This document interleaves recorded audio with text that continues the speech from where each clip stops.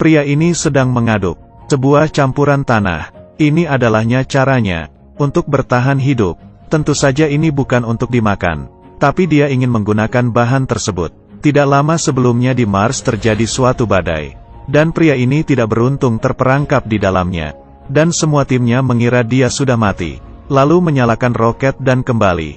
Dan dia ternyata masih hidup, dan di badannya ada tertusuk suatu benda tajam. Dia berusaha menahan rasa sakitnya. Dengan cepat, dia menariknya keluar, kemudian terbaring di atas kasur, dan menggunakan cermin melakukan operasi kecil, mengeluarkan serpihan yang patah di dalam. Setelah selesai, dia tidak ingin menghadapi kenyataan. Dirinya sendiri terkurung di Mars, menunggu rencana selanjutnya. Setidaknya harus menunggu 4 tahun. Dan dia harus mencari cara untuk bertahan hidup. Dia mulai merapikan barang-barang yang tersisa. Makanan untuk 6 orang. Hanya cukup untuk dirinya bertahan selama 400 hari. Tapi untungnya dia menemukan sebungkus kentang, dan menemukan pupuk yang ditinggalkan temannya. Kentang dicampur dengan pupuk. Dia mulai membuat atap plastik yang mudah. Kemudian mengambil tanah dari Mars. Kemudian menumpahkannya ke lahan yang dibuatnya. Dan menggunakan sekop membuatkan garis. Kemudian pupuk dicampur dengan air, dan mengubahnya menjadi tempat bertanam. Dia mengeluarkan 1 sendok pupuk, dan memasukkannya ke dalam tanah. Lalu di atasnya diletakkan potongan kentang. Lalu menambahkan air.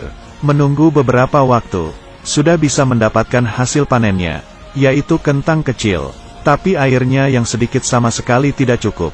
Tapi untungnya dia mengerti kimia. Jadi dia membuat sendiri alat yang sederhana. Ia mencoba mengekstrak hidrogen, lalu dibakar. Dengan begitu bisa mendapatkan air. Dia berhasil. Tapi saat itu tiba-tiba terjadi ledakan. Hidrogen yang dikeluarkan membuat terjadinya kebakaran. Kedua kalinya dia menggunakan pelindung. Dengan pengalaman dan ajaran sebelumnya, dengan cepat dia sudah menyelesaikan alatnya.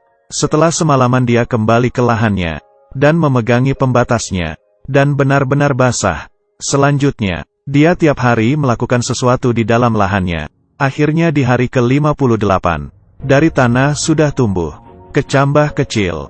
Dia adalah harapan sang pria. Adanya bahan makanan tidak memberinya jaminan tidak akan mati. Dia juga terus mencari cara untuk menghubungi bumi.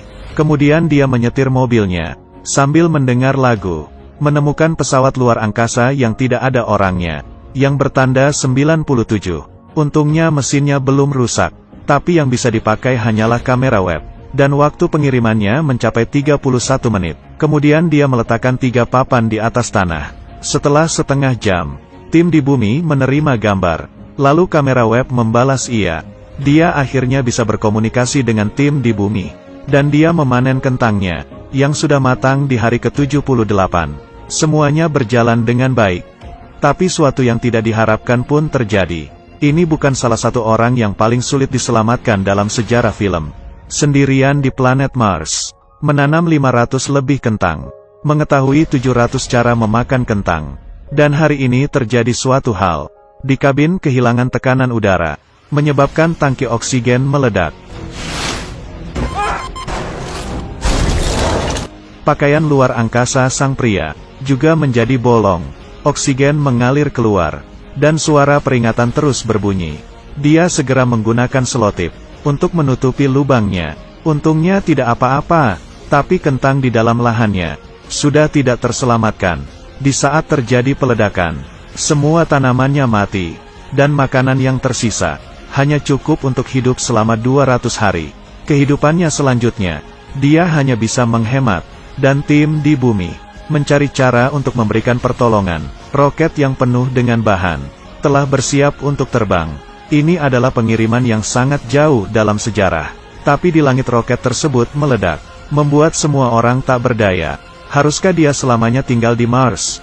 Tentu saja tidak. Tim luar angkasa Cina mengetahui kabar ini, dan memutuskan untuk memberikan pertolongan. Membuat rencana untuk menggunakan roket Taiyangsen, dan membantu mereka untuk mengirimkan keperluan keluar.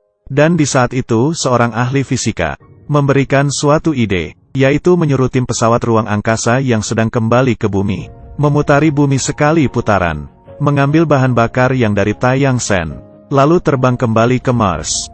dan sang pria perlu menaiki mesin terbang, mencari cara untuk masuk ke jalur Mars, lalu berlabuh dengan tim pesawat luar angkasa, kemudian bisa kembali pulang bersama. Waktu pulang pergi ini memerlukan para tim untuk bertahan selama 533 hari di luar angkasa, dan tidak boleh melakukan kesalahan sedikit pun. Kalau tidak semuanya akan langsung gagal. Para tim awalnya merasa sangat bersalah memiliki rencana ini. Mereka juga tidak bisa menolaknya. Dengan begitu roket milik Cina pun diluncurkan, dan berhasil terbang keluar angkasa. Yang dirakit oleh Cina itu bagus. Tim pesawat luar angkasa berhasil mengambil bahan bakar, dan mulai menuju ke planet Mars. Sedangkan sang pria di waktu itu, juga tidak ada istirahat. Dia mulai melakukan sesuatu pada mobilnya, yaitu membuat sebuah lubang, lalu mencari cara untuk meletakkan semua keperluannya. Di saat semuanya sudah dipersiapkan, dia akhirnya bersiap untuk pergi. Dan hari ini adalah hari ke-461. Bagi dia ini sangatlah penting. Dia membawa bahan-bahannya menuju ke arah mesin terbang. Ini adalah harapan terakhirnya. Di pertengahan jalan dia sambil mengisi ulang baterai sambil beristirahat, lalu melanjutkan perjalanan. Akhirnya di hari 538, dia menemukan mesin terbang. Tapi untuk keluar dari planet masih belum cukup. Ini adalah pria paling kuat yang pernah kulihat. Sendirian di planet Mars. Hidup selama 500 hari. Mesin terbang di depannya. Sekarang dia mengurangi beban dalam mesin terbang, agar dia bisa terbang. Dia melepaskan bagian kursi, lalu membuka atapnya. Semua yang bisa dibuang akan dibuang. Kemudian dia menutupinya dengan parasut. Dalam sejarah ini pertama kalinya, parasut diletakkan di atap mesin terbang. Menunggu tim datang menjemputnya. Dia makan dulu di planet Mars. Kemudian meninggalkan sebuah surat, dan menepuknya karena sudah menemaninya selama 500 hari ini. Dia jalan mendekati mesin terbang. Rambutnya yang tidak berubah selama 100 hari, juga dirapikannya kembali. Duduk di atas mesin terbang. Dia tidak tahan lagi pun menangis. Kemudian dinyalakan. Mesin itu pun melaju ke langit, menuju keluar angkasa dengan kecepatan tinggi. Kemudian pria itu pingsan, dan mesin terbang bersama pesawat tim dengan kecepatan sama, 42 meter per detik.